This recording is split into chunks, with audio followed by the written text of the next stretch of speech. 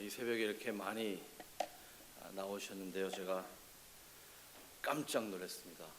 이렇게 여러분들이 나오셔서 같이 예배드릴 수 있고 말씀을 볼 수 있어서 정말 기쁘고 감사를 드립니다. 저희들이 계속해서 히브리서를 통해서 함께 가는 믿음의 길이라는 그 주제로 생각을 하고 있는데요. 오늘은 히브리서 5장 11절부터 6장 12절까지 말씀을 통해서 이 단단한 음식, 함께 먹는 단단한 음식에 대해서 좀 말씀을 드리려고 하는데요. 자녀들을 가지고 계신 부모님들은 다 아이들이 커가는 모습들을 보면서 기뻐합니다. 요새는 젊은 부모님들이 아이들이 커가는 모습을 보면서 섭섭해하는 마음도 있고 좀 아쉬워하는 마음도 있고 아이들이 빨리 크지 않았으면 좋겠다. 지금 이때가 제일 예쁜 것 같다. 아이가 너무 빨리 크는 것 같다. 그러면서 저희 교회에서도 젊은 부모들이 페이스북에다 그렇게 올리는 그림들, 사진들 이런 걸 보면서 제가 약간 참 어이없어 할 때가 있습니다. 저희들은 아이들이 빨리 컸으면 좋았겠거든요. 빨리 커서 장성했으면 좋겠고 갓난아이가 젖을 떼고 단단한 음식을 먹으면 그것을 보면서 서운해하는 부모님들은 아무도 안 계실 거예요. 우리 아이가 왜 이렇게 빨리 크지 하면서 서운해하는 사람 없고 단단한 음식을 먹을 때도 좋아하고 그리고 점점 성장하는 모습을 보면서 좋아합니다. 아이들이 빨리 자라서 사회에 기여하고 그리고 도움이 되고 다른 사람들에게 도움이 되는 성인이 되는 것을 부모들은 다 기뻐합니다. 그래서 제가 그러한 것들을 생각할 때 지금까지 의아해하고 있던 것이 있습니다. 지금 21세기에 수많은 그리스도인들이 왜 아직까지 영적 아이들이 먹는 우유를 먹고 있을까? 그리고 단단한 음식을 섭취하는 일이 왜 이렇게 어려울까? 그리고 단단한 음식을 먹어야 한다고 강단에서 선포를 하거나 아니면은 상담할 때나 이야기를 하면 왜 성도님들은 기분까지 상해하실까? 아직까지 단단한 음식을 못 먹는 것 같습니다. 단단한 음식을 먹어야 합니다. 라고 하면은 좀 서운해하는 그러한 모습들도 보게 됩니다. 다른 분야에서는 너무 지적이고 논리적이고 정말 어려운 일들을 감당하면서 많은 글을 읽고 신문들을 읽고 다른 분야에서 풍부한 지식을 가지고 있는 분들이 왜 기독교에 대해서는 그리고 성경에 대해서는 알려고 하지 않는지 그리고 배움에 대한 갈망이 없는지 하는 생각을 하면 좀 잘 이해가 안 되는 것 같아요. 물론 목양교회하고 우리 교회를 제외한 얘기입니다. 목양교회 우리 교회만 빼놓고 다른 교회들은 다 이렇게 참 단단한 음식 그리고 성경에 대해서 지식이 그렇게 높지가 않은 것 같아요. 별로 그런 것에 대한 관심이 없는 것 같습니다. 그렇기 때문에 그 결과로 교회에서 성경을 바탕으로 대화하지 않고 세속화된 그러한 세상적인 가치관과 세계관으로 교회를 인도하면서 복음에 대해서 진지한 연구와 고민이 없는 것 같습니다. 무슨 일을 결정하거나 아니면 대화를 나눌 때 진정 성경 말씀에 근거해서 성경의 가치관으로 하나님 나라의 가치관으로 생각하는 것보다는 세상의 가치관으로 그리고 세속적인 생각으로 많은 일들이 진행되는 것을 볼 때에 그리고 교회에서는 성경을 많이 아는 것이 별로 그렇게 중요시 여기지 않은 것을 볼 때 좀 마음이 안타깝기도 합니다. 그리고 그렇게 진지한 성경 공부나 연구가 인기를 끌지 못하는 이유 때문에 교회는 자꾸 본질이 희석되고 있는 것 같아요. 그래서 정말 성경을 공부하고 교리를 공부하고 가장 기본적인 것을 공부하고 그것에 대한 토대를 생각하면은 인기가 없죠. 그래서 자꾸 복음은 희석되게 되고 그리고 더 쉽게 그리고 더 인기가 있는 것으로 가게 됩니다. 현대 기독교인들이 성경에 대해서는 좀 무지하지 않나 하는 그런 생각을 합니다. 성경이 무엇을 말하고 있는지는 연구하지 않는 것 같아요. 그래서 하나님의 뜻을 잘못 이해하고 그리고 하나님의 뜻을 잘못 이해하기 때문에 내 맘대로 해석해서 불필요한 어려움을 당할 때도 있습니다. 저희들의 모든 생각은 신학을 바탕으로 하고 있습니다. 저희들의 모든 결정은 신학에 바탕하고 있습니다. 우리 기독교인들은 예수님을 믿는다고 하시는 분들은 모두 다 신학자입니다. 다 신학자세요. 제가 무슨 신학자입니까? 아니요, 다 신학자예요. 왜냐하면 하나님을 공부하는 사람들이기 때문입니다. 하나님을 믿는 사람들이고 하나님을 아는 사람들이기 때문에 다 신학자인데, 저는 신학자가 아니에요, 신학자예요 라는 그러한 대화가 아니라 사실은 좋은 신학자인가 아니면은 나쁜 신학자인가의 차이가 있는 거죠. 정말 제대로 성경에 근거한 신학자인지 아니면 성경에 근거하지 않은 엉터리 신학자인가. 왜냐하면 우리는 모두 다 하나님의 말씀을 받는 사람들은 신학자이거든요. 그래서 저희들의 생각과 결정과 그리고 저희들의 모든 계획들이 신학에 토대되는 것인데, 그래서 잘못된 신학이 있을 때에 잘못된 생각이 들고, 그리고 그런 잘못된 생각 때문에 잘못된 결정이 있고, 그리고 잘못된 결정 때문에 어려운 삶이 계속 이어져 갈 때도 있습니다. 어떠한 신학의 토대를 가지고 있고 어떠한 신학의 틀을 가지고 있느냐에 따라서 저희들이 좀 차이가 있는 것 같아요. 그래서 이 히브리 이 목회자가 그 성도들에게 목회적인 마음으로 성도들에게 권면하는 말씀이 있습니다. 오늘은 두 가지만 간단하게 말씀을 드릴게요. 목회적 염려와 그리고 목회적 권면입니다. pastoral concern 그리고 pastoral counsel 아니면 advice라고 할까요? encouragement라고 할까요? 목회적인 염려를 지금 하고 있는 것 같아요. 목회자가 이제 저희들 다 이제 포함되는 거겠죠. 11절부터 13절까지 말씀을 통해서 저희들이 보면은 그러한 염려를 하고 있습니다.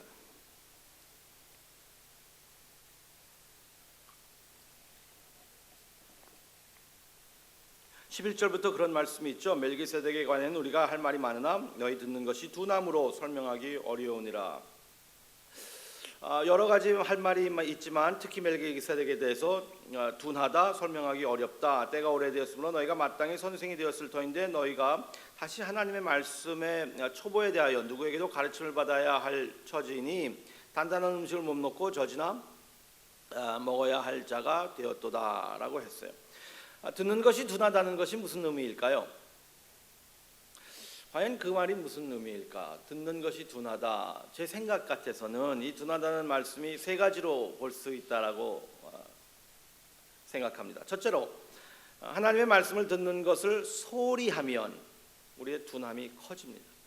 하나님의 말씀을 듣는 것을 소홀히 여길 때에 우리의 둔함이 더 커진다는 말씀이죠. 하나님의 말씀을 읽고 공부하는 것이 터득되는 그러한 습관이어야 되는데 그러한 습관이 저희들에게 많이 부족한 것 같아요.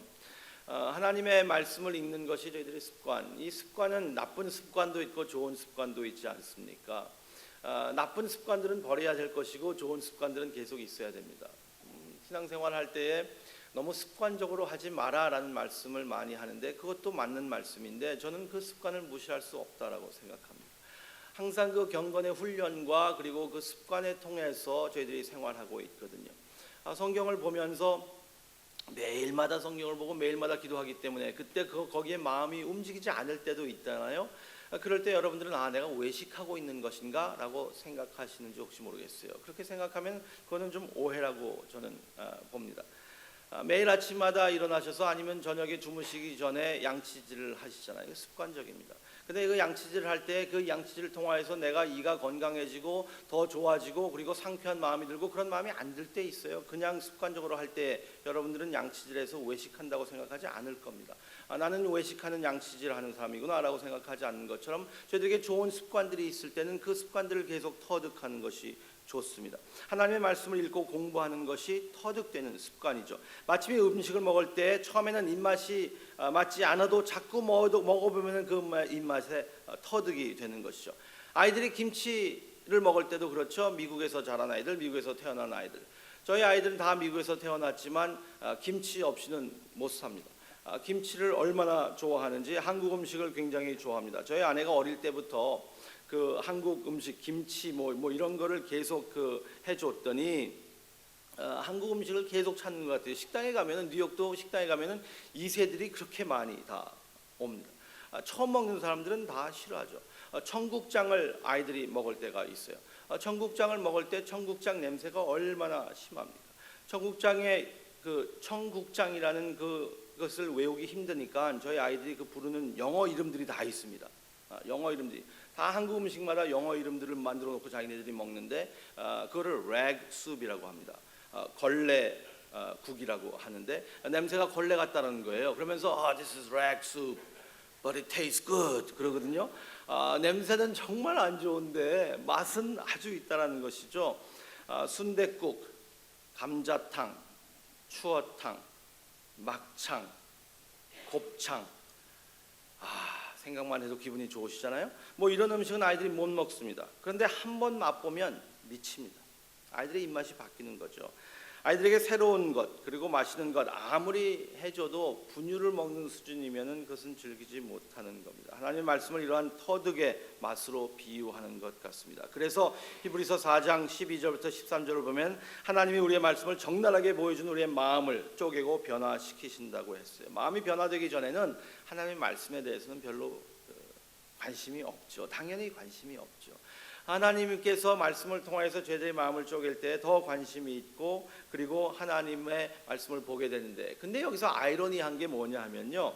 하나님의 말씀을 떠나서는 마음의 변화가 없다는 겁니다. 이게 참 힘든 아이러니예요. 하나님의 말씀은 은혜를 받아야지 하나님의 말씀을 깨닫고 이해할 수 있고 그리고 그 말씀을 더 사모하게 되는데 근데 그 말씀 없이는 깨달음도 사모함도 마음의 변화도 없다라는 아이러니한 그런 다이나믹이 있죠. 그래서 우리는 모일 때마다 하나님의 말씀을 연구하는 것이 중요하고 말씀이 어떻게 하는 것인가 하는 것이 중요한 것 같아요. 제가 약간 까칠하게 목회를 하는 것 같다고 사람들이 말씀하시지만 저희 교회에서 무슨 결정을 할 때 제가 항상 질문하는 것이 있습니다. 무슨 결정을 할 때 이것을 어떠한 신학적인 배경으로 결정을 하시는 겁니까? 아니면 어떤 성경을 바탕으로 어떤 성경으로 어떻게 성경을 해석해서 이러한 결정을 우리가 하고 있는 겁니까? 라고 하면서 저는 당회에서 재직회에서 그리고 교인들이 모일 때마다 그런 이야기를 합니다. 뭐 그렇게 까다롭게 굴지 말라고 하는데 저희들은 모든 결정은 신학적인 결정입니다. 하나님의 말씀에 근거하고 있거든요. 그렇기 때문에 저희들은 좀 더 말씀에 대해서 적극성을 보일 필요가 있다고 생각합니다. 둘째로 하나님의 말씀을 너무 당연하게 받아들이면 우리는 둔해지는 것 같습니다. 하나님의 말씀을 읽고 나의 삶에 적용이 없는 그리고 변화가 없다면 마음의 영혼이 둔해질 것 같아요. 말씀은 항상 삶에서 적용이 되어야 되거든요. 저희 집이 이제 베이사이드 조금 건너서 리틀넥이라는 그 동네에서 살고 있습니다. 저희 집에 한 10분 정도 걸어가면은 기차 길이 있어요. 그래서 롱아일랜드 레어로드라는 그 기차가 다니는데 사실 저희들은 그 소리가 잘 들리지 않습니다. 아무 방해가 되지 않아요.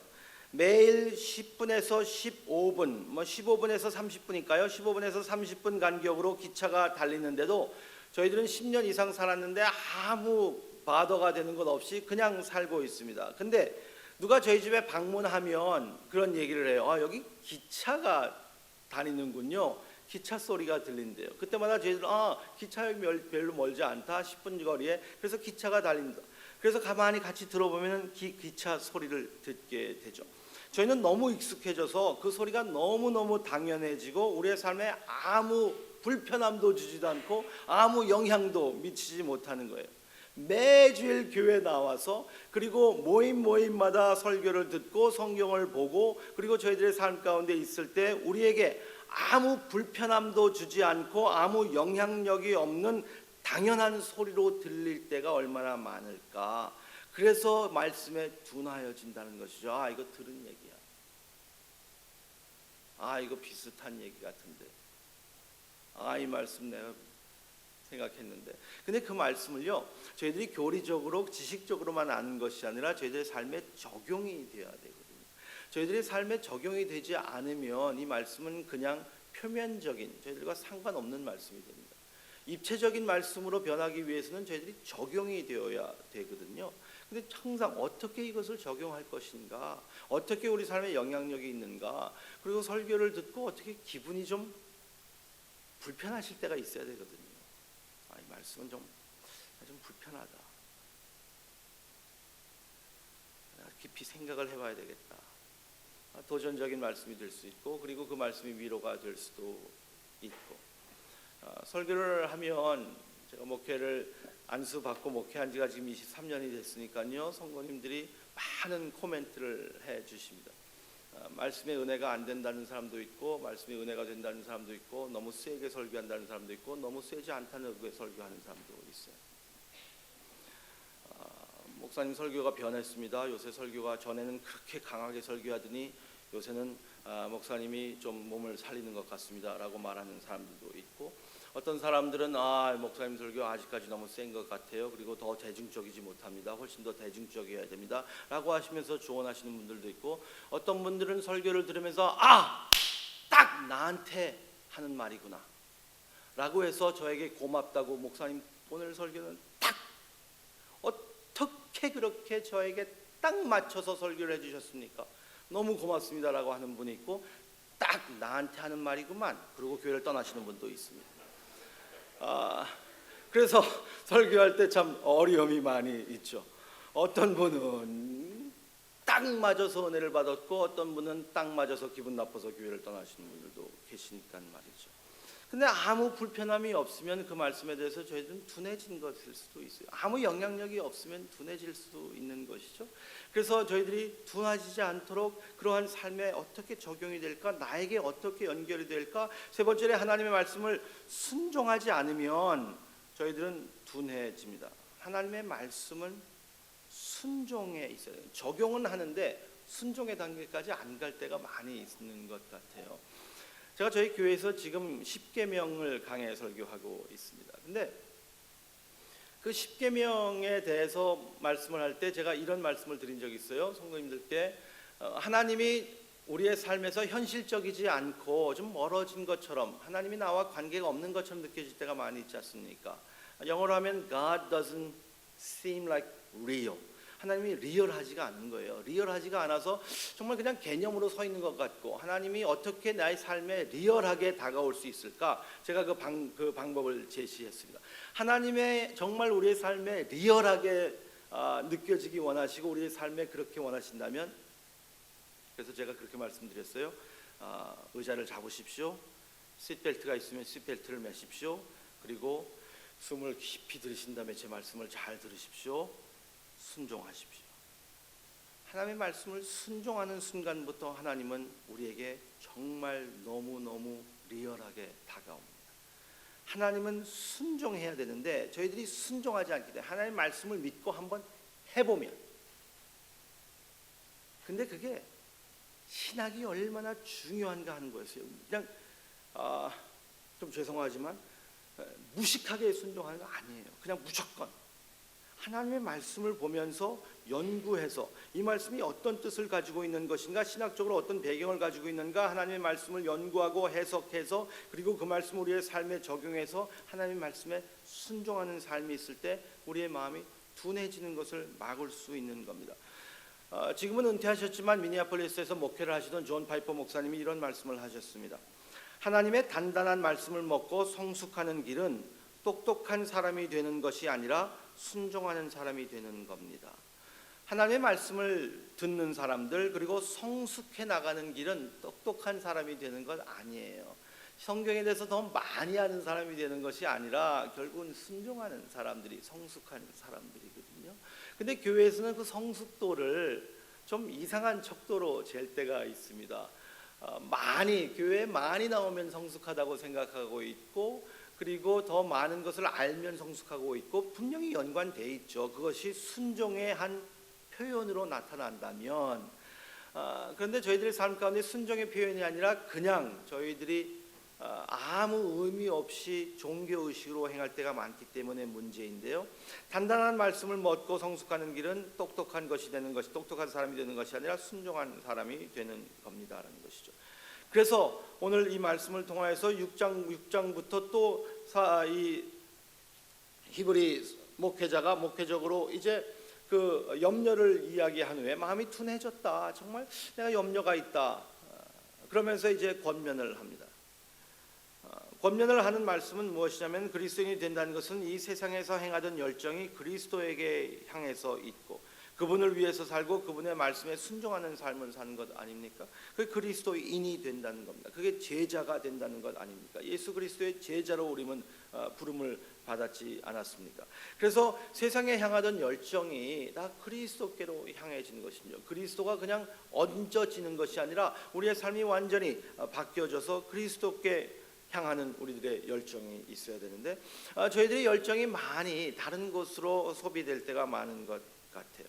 저희들은 세상의 것에 대해서는 굉장한 열정이 있고 기뻐할 때도 그렇게 기뻐하고 그리고 슬퍼할 때도 세상의 것에 대해서 그렇게 슬퍼할 수가 없어요. 그리스도 외의 다른 것에 대해서 말이죠. 정말 은혜로 사는 사람들은요, 그리고 하나님의 은혜를 경험하고 그리고 그리스도를 구주로 믿고 그리고 예수 그리스도의 제자로 사는 사람들은요, 그렇게 세상의 것에 기뻐할 것도 아니고 또 그렇게 낙심할 것도 아닙니다. 왜냐하면 그것들은 저희들이 궁극적으로 붙잡고 있는 게 아니기 때문입니다. 가장 궁극적으로 붙잡고 있는 것을 우리 예수 그리스도를 붙잡고 있기 때문에 그분 안에서 저희들은 기쁨이 있고 그분 안에서 저희들은 낙심을 행하며 낙심이 있을 때에도 견뎌 나갈 수 있는 것은 저희들의 모든 열정이 그리스도께 속했다는 것이죠. 예수 그리스도께 열정이 속했다는 것이 무슨 의미인가? 내가 그리스도를 사랑하기 때문에 이 일을 하고 있다는 것이 무슨 일인가 말이죠. 그리스도를 사랑하기 때문에 세상에서 하는 모든 일들이 그리스도를 사랑하기 때문에 하는 일 아닙니까? 그리스도를 사랑하고 그리스도를 위해서 하는 일이기 때문에 저는 대학교를 5년을 다녔습니다. 대학교를 5년을 다녔는데 저희 아이들에게는 대학교를 될 수 있으면 빨리 졸업하라고 이야기를 합니다. 저야 그때만 하더라도 많이 그랜트도 받고 스카러십도 있고 이런 상황이었지만 지금은 훨씬 더 대학비가 비싸잖아요. 그래서 빨리 졸업을 해야 되는데 5년을 다닌 이유 중에 하나는 저희 부모님들의 그 가게를 돕기 위함이었습니다. 저희 부모님이 볼티모어의 그 다운타운에 아주 위험한 동네에서 그 프라이드 치킨 스토어를 했어요.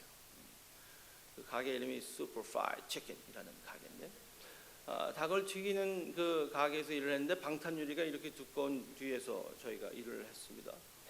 그러면은 이제 그 동그랗게 이렇게 돌아가는 게 있죠. 윈도우가 있으면 거기다가 돈을 내고 이렇게 돌리면은 저희가 돈을 받고 치킨을 넣어주고 그리고 돌리는 겁니다. 다 방탄유리예요.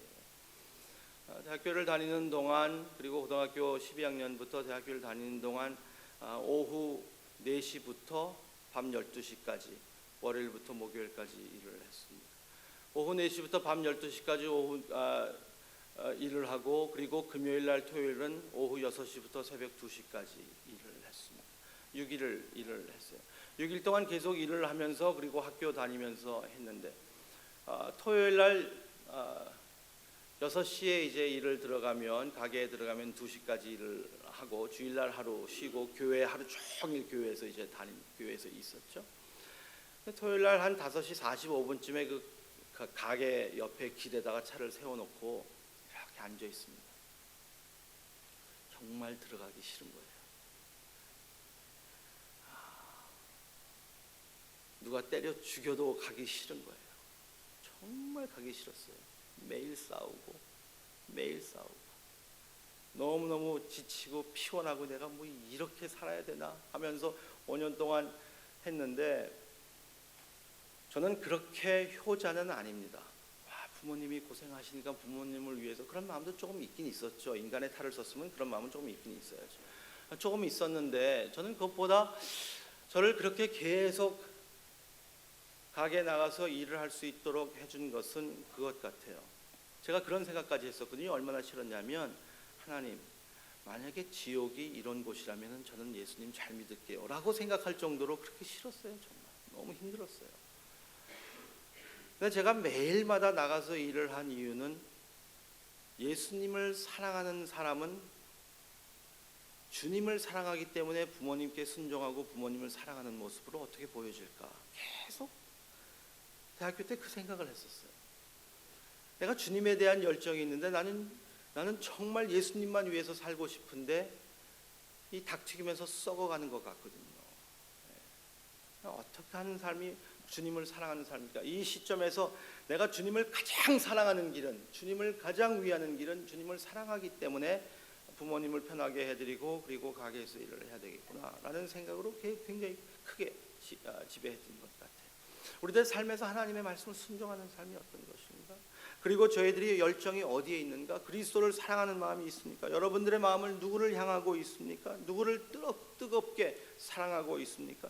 너무 사랑해서 그 사람처럼 되기를 바라고 있고 그 나의 마음을 다해서 순종하고 따르고 싶은 마음이 있지 않으셨습니까? 너무너무 사랑하는 사람은 그 사람을 닮고 싶지 않으세요? 저는 너무너무 사랑하고 존경하는 사람들이 있으면 그 사람을 닮아가기를 원합니다. 어릴 때부터 저는 목사가 되기를 원했어요. 저는 13살부터 목사가 되기를 원해서 저는 13살 때부터 목사님의 설교들은 계속 들었습니다. 70년대 부흥 강사님들의 설교를 다 들었어요. 그래서 저는 그 목사님들의 설교를 흉내내면서 학교를 다니고 오고 가고 했었습니다. 중학교 때도 고등학교 때도. 네. 제가 기회가 되면 한번 70년대 활약했던 부흥사들의 다 특징을 제가 한번 해드리겠지만 지금 새벽부터 제가 하기는 좀 그러네요. 저녁 예배면 몰라도. 근데 그렇게까지 하면서 정말 너무 멋있어 보여서 닮아가기 원하잖아요. 예수님을 생각하면서 그 예수님을 그리면서 성경에서 나오는 예수님의 그 모습들을 생각하면서 그리고 성경을 더 읽으면 읽을수록 예수님이 어떤 분인가, 성경을 보면 볼수록 그 예수님이 어떤 분이셨나 하는 것을 볼 때 정말 주님이 너무너무 뜨겁게 사랑하는 마음이 들지 않으세요? 저는 매일 아침마다 매일 오후마다 성경을 읽을 때마다 그렇다는 말씀은 아닙니다. 저도 가끔 그래요. 가끔 매일마다 성경을 보면서 주님 기가 막히신 분입니다. 이럴 때 항상 그렇진 않아요. 어떨 때는 빨리빨리 넘기죠. 빨리빨리 넘어가고 읽었다고 해야 되니까 또 그런데 정말 그 마음속 깊은 곳에서 정말 그분을 사랑하는 마음, 정말 그분을 위해서 사는 마음, 그분이 가라, 서라, 죽어라, 살아라 하면은 그렇게 할 정도로 정말 그러한 순종하고 싶은, 주님을 따르고 싶은, 그분을 닮아가고 싶어하는 그러한 마음이 저희들에게 있는 겁니다. 정말 우리가 예수님께 속해 있지만 그 예수님께 속해 있는 그 마음을 어떻게 보일까 하는 것을 저희들이 가장 우리의 삶에서 적용하는 삶은 어떤 것이냐 하면요, 주님을 그렇게 사랑한다면 어떻게 보여질까? 우리의 삶에서, 가정에서 저희들이 보여지는 것. 오늘 오후 낮 예배 시간에 제가 좀 말씀을 드리겠지만요, 오늘 제가 이 말씀을 통해서 간단하게 말씀드리고 싶은 것은 주님을 사랑하는 그 열정이 어떻게 보여지느냐, 바로 주님의 몸된 교회를 사랑하는 모습으로 보여지는 겁니다. 주님의 피로 우리는 연합이 되었고 함께 공존하는 공동체가 되었습니다.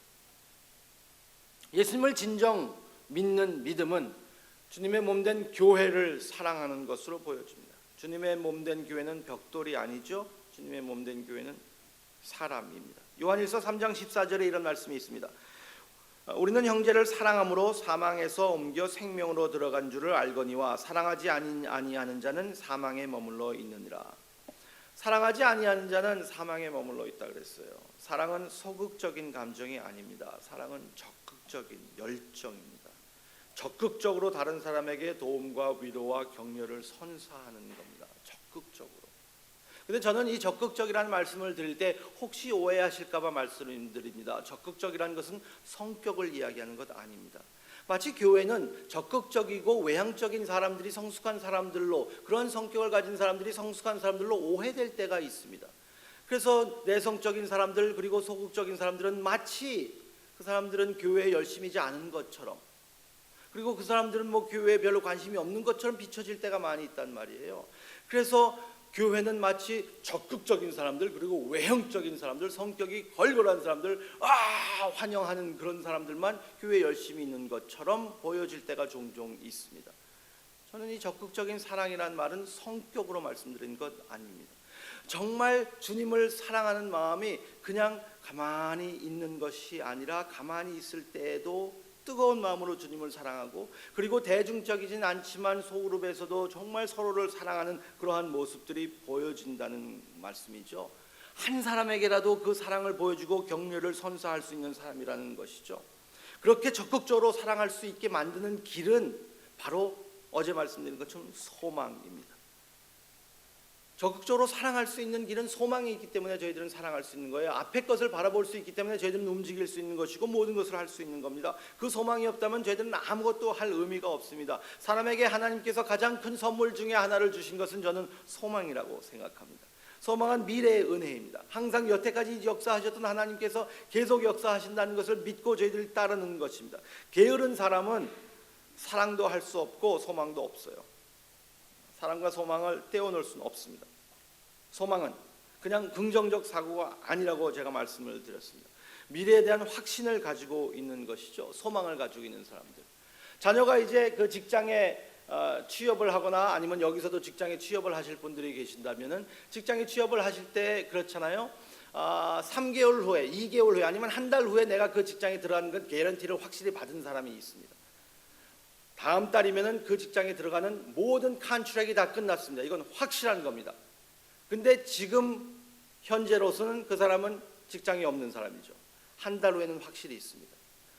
B라는 사람은 한 달 후에도 직장이 없고 지금도 직장이 없습니다. 그렇다면은 둘 다 현재로서는 직장이 없는 사람이기 때문에 위축될 수 있지만 상황은 똑같이 보이는데 한 사람은 훨씬 더 자신감 있게 자기는 직장이 없어요. 저는 직장이 없어요 라고 말할 수 있어요. 왜? 한 달 후에 보여주고 싶어서. 그 사람들은 오히려 또 오버하면서 또 저는 요새 힘든데 뭐 이러면서 이제 한 달 후에 짠 하고 보여주려고 하는 그런 심리들이 사람들한테 다 있단 말이에요. 한 달 후엔 그거 분명히 있을 거기 때문에. 자녀가 좋은 대학에 갔을 때 어느 대학에 갑니까? 자녀가 대학에 어느 좋은 대학에 뭐 붙었다. 뭐 아직 확실치 않아요. 뭐 분명히 미래에 있는 것을 알고 있을 때에는 지금은 못 잡아도 미래에 있는 것을 알고 있기 때문에 훨씬 더 자신감이 있고 더 든든함이 있을 수 있습니다. 그게 소망의 힘이에요. 소망이 우리를 견디게 할 수 있는 겁니다. 어떠한 소망으로 살고 있느냐에 따라서 지금 이 시대도 저희들은 견딜 수 있는 것이죠. 어떤 사람들은 예수님을 믿는다는 이유 하나만으로 감옥에 갇혀서 고통을 받고 있는 사람도 있습니다. 지금 이 시대에 어떤 사람들은 자기가 그리스도인이라는 사실을 알려지면 붙잡혀 가서 고문을 받을 수도 있다라는 그러한 현실에 살고 있는 사람들도 있습니다. 1세기의 성도들도 그랬고 지금도 그런 사람들이 있습니다. 그 사람들은 어떻게 그렇게 믿음의 신앙을 그리고 어떻게 그렇게 믿음을 지키고 살 수 있었을까? 어떻게 예수 그리스도에 대한 열정이 식지 않았을까? 그 이유는 산 소망이 있었기 때문에. 소망이 그들을 지켰고 소망이 그들을 지탱하게 하고 소망이 그들을 새롭게 했기 때문입니다. 소망은 어둠 속에서도 기쁨을 잃지 않게 합니다. 그 소망이 근데 여러분에게도 저에게도 있습니다. 그 소망이 있다는 거예요. 그것을 찾아야 하는데 그 소망 가운데 저희들이 안식해야 하는데 그 소망에 확신이 있어야 되는데 확신이 흔들릴 때가 있다는 것이죠. 성경은 이러한 소망을 마음속에서 꺼내 보이라고 합니다. 소망을 꺼내 보이라. 그 소망이 있는데 꺼내지 않는 거예요. 자꾸 사용하지 않는 겁니다. 히브리서 5장 14절 한번 보시기 바랍니다. 히브리서 5장 14절. 단단한 음식을 장성한 자의 것이 그들은 지각을 사용함으로 연단을 받아 선악을 분별하는 자들이라. 지각을 사용함으로 여기서 사용한다라는 말이 나오는데 영어로는 practice라고 번역되어 있습니다. practice함으로 경건한 습관을 태도를 생각을 지각을 행동을 연습하라라는 말씀입니다. 계속 연습해라. 훈련하라는 말씀입니다. 삶으로 연습하면. 영어에 그런 말도 있잖아요. 한국말도 있겠죠. Practice makes it perfect. 저는 그 말을 믿지 않습니다. Practice makes perfect는 틀린 말이라고 생각해요. Practice makes almost perfect. almost perfect. 그리스도 외에는 perfect한 게 없기 때문에 뭐 perfection이 있을 수가 없죠. 완전하지는 않습니다. 그렇지만 almost perfect이에요. 저희들은 습관을 통하여서 연습함으로 통하여서 사용함으로 통하여서 저희들이 얼마나 그리스도를 사랑하고 그렇게 장성할 수 있을까? 게으르지 아니하고 믿음과 오래 참음으로 말미암아 약속들을 기업으로 받는 자들을 본받는 자 되게 하려 하는 것이니라. 히브리서 6장 12절에 말씀하고 있잖아요. 소망하는 사람들은 부지런한 사람들입니다. 그런 사람이 마음이 뜨거워지고 귀가 열려서 영적으로 민감해집니다. 5장 11절에 둔한 것과 6장 12절에 게으른 것, 5장 11절에 마음이 둔하여졌다라고 말씀을 하잖아요. 그리고 6장 12절에는 게으르다라는 단어를 쓰잖아요. 한글 성경에는 둔한 것, 게으른 것이라고 다른 단어를 사용하고 있는데 사실은 같은 단어입니다. 헬라어로서는 노프로스라는 같은 단어를 사용하고 있어요. 지금 이 시대의 교회의 큰 문제 중에 하나는 하나님의 말씀에 둔해졌다는 겁니다. 둔해진 이유는 무엇일까? 둔해졌다는 그 말이 똑같은 말로 어떻게 12절에 표출되었을까? 게을러졌다. 우리 한국 사람들의 장점 중에 하나가 뭡니까? 부지런함입니다. 제가 저희 부모님께 배운 것 중에 많은 것들을 배웠지만 그 중에 가장 제가 생각하기에 참 부모님께 감사한 게 무엇일까? 부지런함입니다. 성실합니다. 게으르지 않은 거예요. 우리 한국 사람들 게으른 거 싫어합니다. 싫어하시죠? 자녀들이 빈둥빈둥 놀고 있으면 싫어하시잖아요. 뭐라도 했으면 좋겠잖아요. 뭐 아무것도 아니래도 괜찮아. 빈둥빈둥만 아니면 돼요. 빈둥빈둥. 다른 거 나가서 뭘 하더라도 괜찮아요. 빈둥빈둥은 안 되는 거잖아요. 우리한테는 게으르면 안 되는 거잖아요. 신앙생활에서 너무너무 빈둥빈둥하면 안 되는 거잖아요. 우리의 말씀 가운데 말씀 공부와 말씀 연구에서 말씀을 적용하고 말씀을 순종하는 것에 대해서 저희들은 둔하여진 것은 게으러진 것과 같은 말입니다. 포기하지 않고 끝까지 소망하는 성도는 영적으로 살아날 수 있다는 말이죠. 게으른 자는 영적으로 둔해지는 거예요. 12절에 보니까 이제 말씀만 드리고 마칠게요. 벌써 시간이 이렇게 많이 갔네요. 게으름의 반대는 믿음과 오래 참음으로 말미암아 약속들을 기업으로 받는 자들을 본받는 자라고 했습니다. 게으름의 반대. 그렇죠?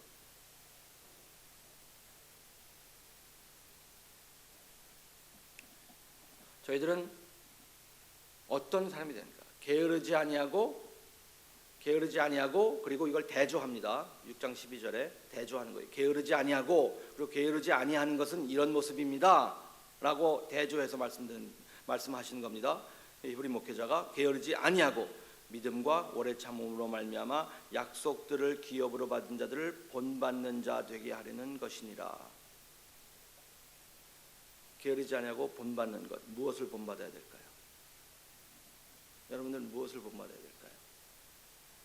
이 말씀을 통해서 제가 보는 것은 세상의 가치관을 본받지 말고 하나님 나라의 가치관을 가지고 사는 사람들을 본받는 것을 이야기하는 것이라고 생각합니다. 하나님의 말씀에 근거해서 하나님의 말씀이 정확무어해서 하나님의 말씀이 완전한 권위가 있어서 이 세상의 어느 것보다도 하나님의 말씀의 권위가 있어서 이 세상에 누가 뭐라 그래도 이 말씀이 지금도 말씀하고 있는 이 권위의 말씀, 이 말씀에 더할 수도 없고 뺄 수도 없고 이 말씀에 같이 무게를 둘 수도 없는 독보적인 권위, 하나님의 말씀. 내 꿈도 아니고 사상도 아니고 듣는 것도 아니고 다른 것 아니에요. 하나님의 말씀, 유일한 하나님의 말씀. 이 말씀에 근거해서 나의 가치관이 형성되는 그러한 사람들을 본받으라.